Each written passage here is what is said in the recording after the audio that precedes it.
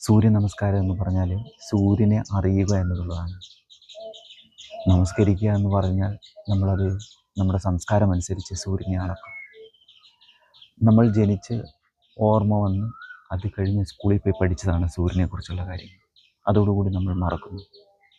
പക്ഷെ നമ്മുടെ ജീവിതത്തിൽ ഉടനീളം മരണം വരെ സൂര്യനുണ്ട്.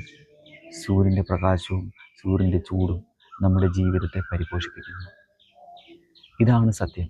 അപ്പോൾ സൂര്യ നമസ്കാരം എന്ന് പറഞ്ഞാൽ നമ്മുടെ റൈറ്റ് ഹാൻഡ് ലെഫ്റ്റ് ഹാൻഡ് ഒന്നിച്ച് ചേർത്ത് വെക്കുമ്പോൾ നമ്മുടെ രണ്ട് തലച്ചോറിനുള്ളിലെ രണ്ട് വശങ്ങൾ ഒന്നിച്ചാകുന്നു.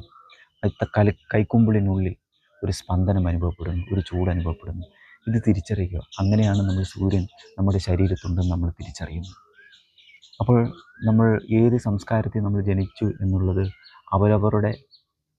അവരവരുടെ കർമ്മത്തിനോ അല്ലെങ്കിൽ നമുക്ക് സങ്കല്പിക്കാൻ കഴിയുന്നതിനപ്പുറമോ നമുക്ക് തീരുമാനിക്കാൻ കഴിയുന്നതിനപ്പുറമാണ്.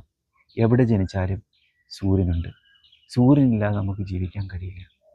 ഇതാണ് സൂര്യ നമസ്കാരം. അപ്പം കഴിഞ്ഞ കാലങ്ങളിൽ എപ്പോഴോ ഒരു കൂട്ടം മനുഷ്യർ സൂര്യനെ നമസ്കരിക്കുക എന്ന് പറയുന്നതിൽ തെറ്റുണ്ട്.